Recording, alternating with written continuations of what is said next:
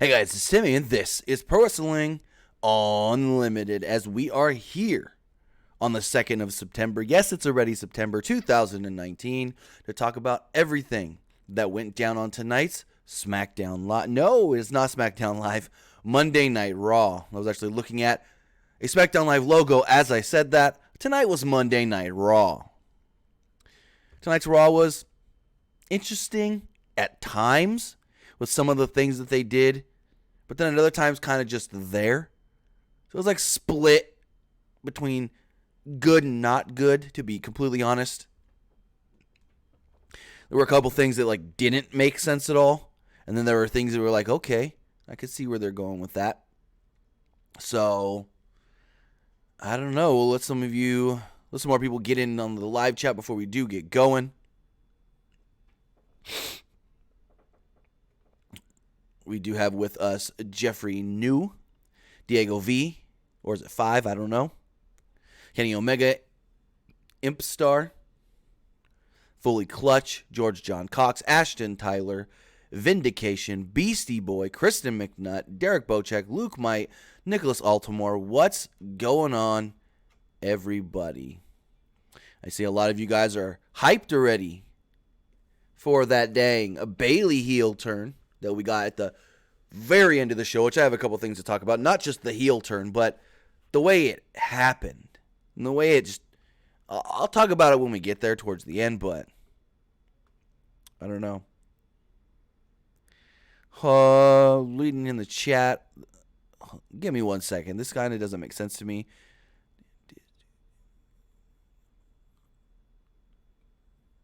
Oh. Hey, everybody's got their opinions. I wasn't saying that the whole show was bad, Shaw Banks. I was saying there were things that did not make sense, and it was just like, what? So, just looking here. A lot of you are saying the real MM man, hell hail King Corbin. I hope not. I really hope not. So, SmackDown Live tonight kicked off with a contract signing for the Universal title match coming up at Clash of Champions. Michael Cole was the moderator, and out would come Seth Rollins and Braun Strowman. Both men received good reactions from the live crowd. They shook hands upon entering the ring. Cole asked how they would function as a team. Rollins said that he was no stranger to defending 2 titles on one night, which is not wrong. He's not wrong. You think he's defended twice and fought for titles. No, he's defended 2 titles once and fought for 2 titles in one night twice. You remember SummerSlam when he won the IC title, retained the WWE Championship, and then at Clash of Champions, he defended both. So, yeah, I see some of you in the chat like, SmackDown. Yeah, I mean Raw. I already corrected myself, like, instantly. So, they come down, and they're getting ready to do this, what am I talking about? Contract signing thing. Again, Rollins said he's no stranger to defending 2 titles in one night, being a double champ. Strowman said that he has intentions on beating Bobby Roode and Dolph Ziggler. Then, he asked Rollins how awkward it would be when his tag partner beats him for the Universal title. Rollins reminded him that he slayed the Beast, but Strowman could not. At Clash of Champions, he would then slay a monster. Rollins signed the contract, but before Strowman could, the OC interrupted. Crowd was going nuts for AJ Styles. AJ is supposed to be the heel, and the crowd loved him more than anybody else. Styles mocked all of this, then wondered why Strowman was getting the title opportunity. It seemed like he only got the shot because he was Rollins' partner, and dumbly stared at the Universal belt long enough to get that title shot. Styles said that he should get the next shot because he's the U.S. champion. He wondered who his opponent was going to be at Clash of Champions and figured it would be whoever looked at his belt long enough. He then advised his buddies not to look at his belt. He also mocked Roode and Ziggler and threatened. He also mocked Roode and Ziggler, said, why are they getting a shot? They're not even a real tag team.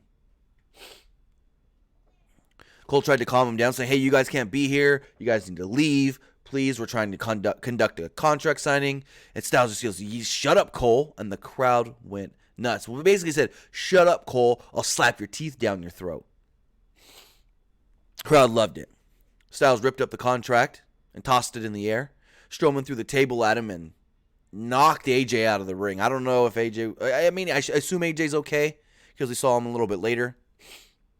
But when Strowman threw that table and it just... You can hear it, Kong, right on AJ's face. They all started fighting. And we go to commercial, and when we come back, it's a tag team match. The tag team champions, Rollins and Strowman against Gallows and Anderson, non-title. Again, AJ's at ringside, so we know he's okay. Marcus Ryan, I'm going to talk about that, especially in the Joe Ricochet match. There was something they did when they came back from commercial that I really liked. The OC worked over Rollins early, then chucked him from the ring before he could tag out. Styles leveled him with a clothesline, and they went to break. After a break, Rollins made the hot tag, and Strowman ran wild on Anderson. He knocked down both opponents with a shoulder tackle, missed charge on Anderson, and ran into the post.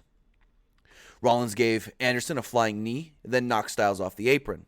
Rollins then countered a schoolboy into a schoolboy of his own for the pinfall victory. Styles attacked Rollins immediately afterwards, where Rollins fought him off and gave him a suicide dive. Strowman then ran both Anderson and Gallows down with shoulder tackles outside of the ring. However, Strowman also ran over Rollins by accident.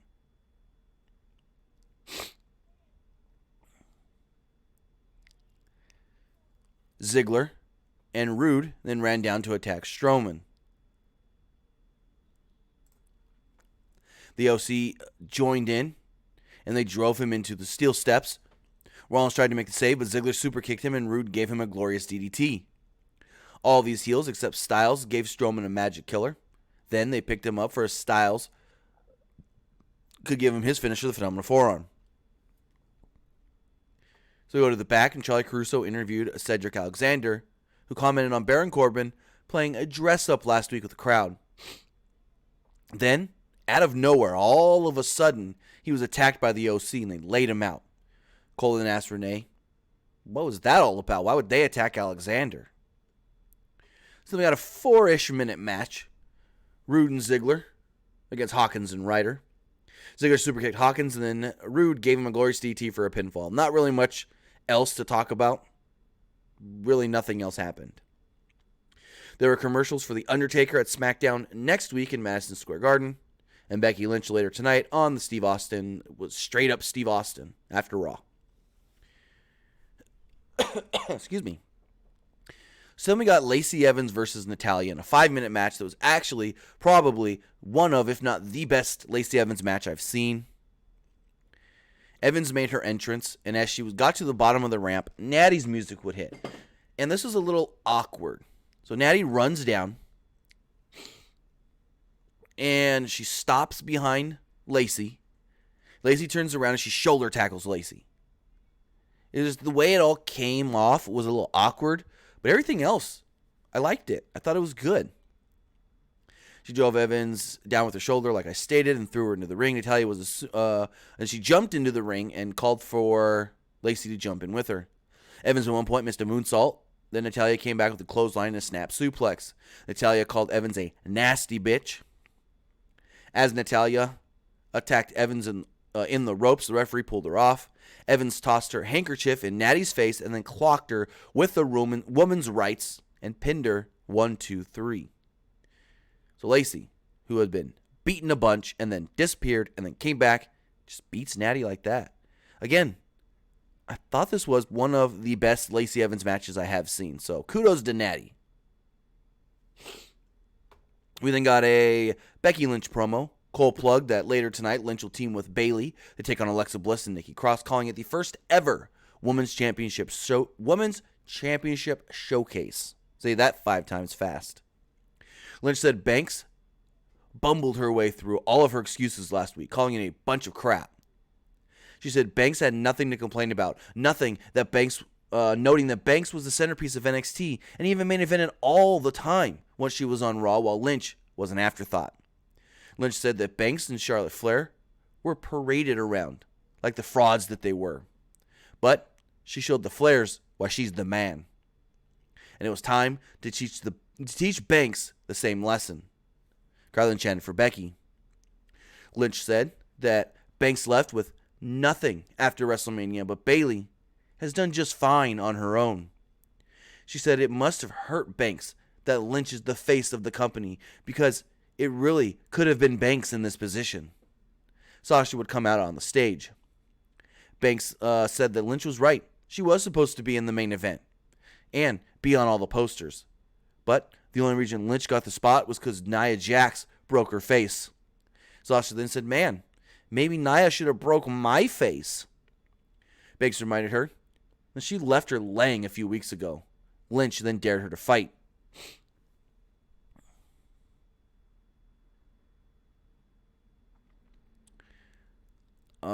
Kristen, I never heard any of that, so I don't know where you heard that. So let me finish this segment really fast. Banks never comes down, and we go to the back. So Kristen's saying Vince's girl is Sasha Banks because she got private jet, own bus, and glam squad. I never heard any of that. I don't know where you heard that.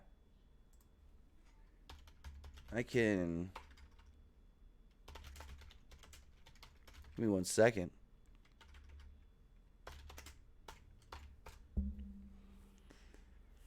Let's see. So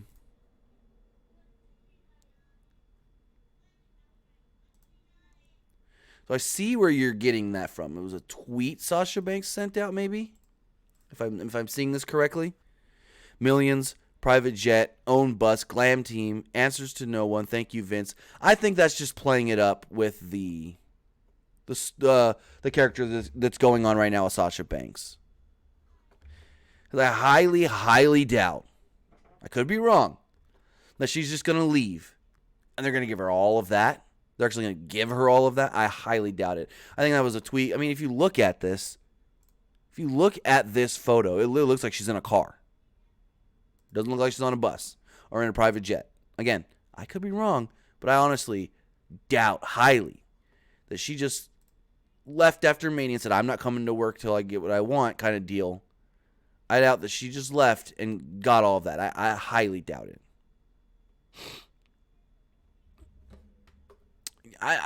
Jaden, I see your thing saying it's all over her Instagram and stuff. I get that. I think it's just a story. I think it's just the character. I don't really think they gave her all of that. Again, I could be wrong. But it's like WWE is not going to set that precedent of you leave, you walk away, you just go home, and you get what you want. Yeah. See, I'm seeing all these photos on her Instagram. She's in a regular car. Yeah, she brought her dog with her to the show today, but I don't know. I think it's just the character, the boss. She's playing it up. So backstage, the Street Profits were speechless over the last segment, and then we went to commercial. Then a King of the Ring quarterfinal match with Baron Corbin and Cedric Alexander. Luke might, I honestly don't know. So, I don't know what the whole beat down Cedric Alexander thing was with the OC when he's just going to come out here later and work this match. I guess maybe he could say that Corbin only beat me because I was beat down. I don't know. Honestly, don't get that. Alexander was in control at one point until he fell upside down onto the ropes and Corbin drove him into the post. After a break, Corbin was in control. Alexander ducked a clothesline and came back with a drop kick, but Corbin caught him with a spinebuster for a 2. Alexander tried a slingshot move, but Corbin countered into a deep 6 for a near fall. Alexander avoided a charge as he reversed an end of days into a schoolboy for a near fall. He then hit a one-armed Michinoku driver for another near fall. Alexander tried a springboard move, but Corbin tripped him off the top rope, hit an end of days, and pinned him, advancing in the King of the Ring. Good match here. Another match that is actually a good Corbin match. Cedric got a really good match out of Baron Corbin, which you don't see that often. Fully Clutch, maybe. I didn't think of it like that. Fully Clutch is probably leading to Cedric challenging AJ for the U.S. title. Maybe. I can see that one since he did lose and he's out of the King of the Ring now. So they plugged NXT on USA. They had a recap of Roman Reigns and the Daniel Bryan stuff. And there's something I realized tonight. Yes, I've seen this footage. I don't know how many times, but there was something. I guess I paid more attention tonight than I have. So last week when they aired the footage where Daniel Bryan realized it was Rowan, you see him pushing over the boxes. But who pushed over the scaffolding on the other side? There was 2 people involved in this, not just one. If you look at it, Rowan is on the side that was behind Roman. The, scaffolding gets pushed down first in front of Roman. Then Rowan pushes the boxes. Somebody else was involved. Somebody else helped Rowan. Was it Daniel Bryan? We'll see.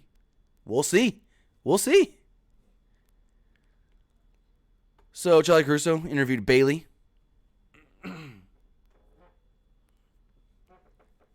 She was asked about Sasha Banks' return. Bayley didn't want to comment. She was asked about Banks, stating that the women's tag titles never meant anything to her. Bayley again did not want to comment. Bayley then said, I'm teaming with. Well, first, actually, she said, yes, she's spoken with Sasha. Sasha's still her best friend, and whatever's going on, that's personal. She doesn't want to comment. So then she's like, I'm teaming with Becky tonight. Ask me a question about that. She said, she says she's the SmackDown Live Women's Champion. She wants to show that she shouldn't be overlooked and that the SmackDown Live Women's title is just as relevant and, on the same level as the Raw Women's title. She will step out of the shadows later tonight.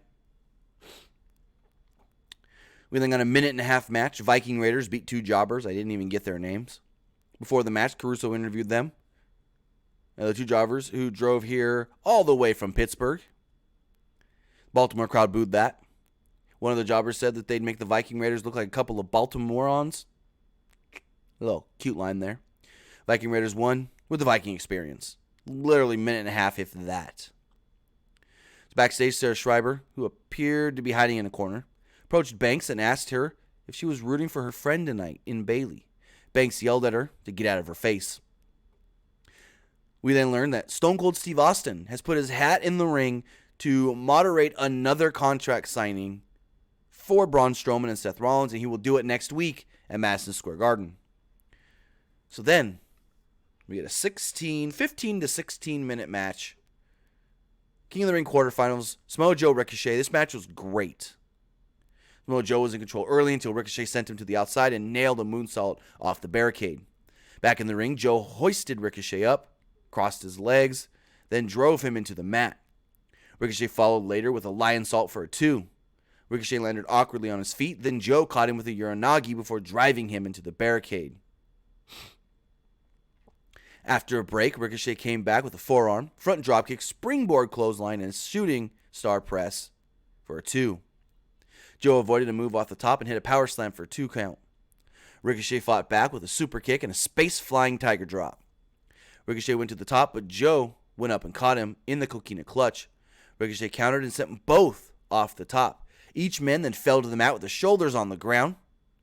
They then each put one arm over the other. Referee John Cone then counted 1, 2, 3, and the match was over, just like that. So with the match over, he didn't know what to do. He then goes over to the timekeeper's area and puts on a headset. And he's talking to somebody, and he's like, okay, I understand. Yes, that sounds right. I'll take that under advisement. Yes, I'll take that under advisement. He takes the headset off and he walks away. Ricochet approaches him and he says, the decision will be made later on. I got to look some things over. Really? I liked the finish of both men getting pinned at the same time coming off the top like that. But then you just say, I'm going to think about it. Kind of dumb.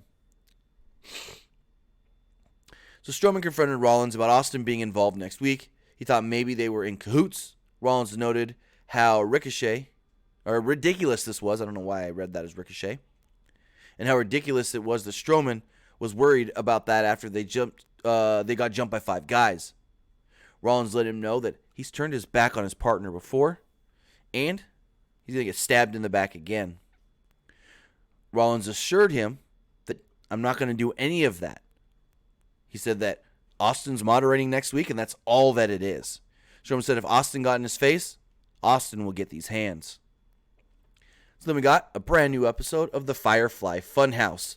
Bray Wyatt thought that what the Fiend did to Finn Balor was super duper rude. And he apologized on behalf of the Fiend and everybody on the Firefly Funhouse. The Vince McMahon puppet then appeared and asked how he dared to challenge either Seth Rollins or Braun Strowman for a title match at Hell in a Cell. Wyatt let Vince know that he's making something and pulled out a wad of cash. Dollar signs then went on the Vince McMahon puppet. Then Bray fed him some dollar bills. The Vince puppet was happy and left. Bray then said, "See you in hell," as it flashed between regular Bray and the Fiend a couple times. So it looks like Bray is getting the title match, as we all assumed based off that tweet last week. And I guess in the storyline, he paid for it. Paid his way to the title. So backstage, Corbin told Corey Graves that he's getting a bye in the King of the Ring. The referee then told him that wasn't true. Instead, next week, after John Cone had spoke with management, they've come up to a decision, and next week, it's actually going to be a triple threat match. Joe and Ricochet will both advance to the next round. Corbin was very displeased by this news. Ricochet and Corbin will both advance. We're getting a triple threat. Not what I would have assumed. I thought the bye thing would be kind of like a funny thing. It's like, hey, Corbin got a bye. He's going to be fresh for the finals. And Corbin could play that up, like put that as a heel, especially if he's facing a babyface on the SmackDown side. But triple threat. Backstage, Rey Mysterio was in an interview by Charlie Caruso. He said that he's not done and he has much more to accomplish. He says it's funny how as parents, you always want to be there for your children and you never want to see them fall. You never want to see them fail. You always want to help them when they're down, but the chips are turned, and his son Dominic is now doing that for him. Crowd applauded, and Rey said he's got much more to prove. In a match that just didn't make no sense, Cesaro against The Miz. Cesaro, who had an amazing match on Saturday in Cardiff, Wales, then gets flown to Raw to lose to The Miz in 5 minutes. Cole noted that at Clash of Champions, Miz has an opportunity to tie the record and become a 9-time champion, a 9-time Intercontinental Champion. And my first thought was, oh crap, they're going to do that. Because Jericho is now in AEW. Jericho's the AEW champion. Oh my God. Miz is going to tie the record so that way he can break the record. But now thinking about it, it's too soon to beat Nakamura, especially with the new alliance of Sami Zayn. So I hope it doesn't happen, but petty Vince, I can see him putting that title on Miz. So the announcers also talked about how Cesaro did a 40 rotation swing at TakeOver. Not much really to this match, to be honest. Like I said, it was a 5-minute match where Miz ended up beating him clean in the middle with a skull-crushing finale. Cesaro had a great week. Got his braces off. Went to China, went to Cardiff, had an amazing match at TakeOver, and then he comes to Raw on Monday in Baltimore to lose. You could have put anybody else in that match. Anybody. But you had to put Cesaro losing to The Miz. Why? So then we move on to the main event. It was the Women's Championship Showcase, as they called it. Bliss wrestled in a t-shirt. Less than 2 minutes into the match, Banks came out and her music played as they went to break. Cross and Bliss worked over Bayley very well for a lot of this match. Lynch eventually got the hot tag and attacked Bliss with strikes, running forearm, and a diving drop kick. Diving leg drop, I apologize. Nikki Cross broke up a pin attempt. Lynch gave Cross an exploder, then kicked her out of the ring. As Lynch booted Bliss, Banks ran in for the attack, causing the disqualification. Banks then attacked Lynch with a chair until Bayley jumped in and pulled the chair away from Sasha. Bayley then smiled at Banks and then proceeded to attack Lynch multiple times with the chair. And I liked that, hey, they're doing something different with Bayley. She's a heel now, we assume. But I didn't like the way that it happened because she takes the belt from Sasha, and Sasha gives her a look like, you can do it now. And Bayley's like, okay. So to me, it came off as Sasha's the leader and Bayley's the minion, even though Bayley's the champion. It almost made Bayley look inferior to Sasha, even though she's the champion. Like, Sasha told her to do it. Sasha made her do it. She's under Sasha's... I don't want to go that far to say she's under Sasha's control. But it was just like... I didn't like the way it came off because it really made Bayley, especially as the champion, look lesser than Sasha, who's not a champion, who I don't see beating Becky for the belt. I mean, maybe, but I just don't see it happening unless Bayley interferes and helps her. So that was Raw. They just all of a sudden randomly just cut it because they went too close to the time. They went over, I guess. Well, they could have went over. So we'll see. Got a couple text messages here before we do wrap things up. Where's your thoughts on the Bayley heel turn? Just gave that. This person here says, what are your thoughts on the Hangman Horse name? I'm over it. I'm over the shots at WWE on being the elite. If you didn't see, there was just a dumb, wacky, goofy segment, overly acted by Hangman and Kip Sabian, I might add, where he's like, hey, this is my horse, meet Hunter, Horse Helmsley. And then they laugh and, yeah. I thought it was, I'm kind of over the WWE digs by AEW. I really am. This person here says, is Finn going to turn heel after he returns with his new look? Guys, why is it such a big deal that Finn got a haircut, that Finn shaved his head? Hair grows back. That's all I'm going to say. Hair grows back. Oh my God. It happens. People cut their hair all the time. Sasha's hair is blue now instead of purple. It doesn't matter. It doesn't matter. Still going to wrestle the same, I would assume. But just like Raw, abruptly ending. This show's not abruptly ending. I'm giving you my outro. That was Monday Night Raw. With that, I want to say thank you to everybody who did watch here live, everybody who watches later right here on YouTube, and everybody who watches on podcast services all around the world like iTunes, Stitcher, SoundCloud, iHeartRadio, Google Play Music, and so many more. I will be back live tomorrow night following SmackDown Live. Yes, SmackDown Live tomorrow on Tuesday. We really don't know of anything other than the 2 King of the Ring matches for tomorrow's SmackDown, so hopefully we learn some more over the next 24 hours. Have a good night. Have a good night, guys. I'll see you tomorrow.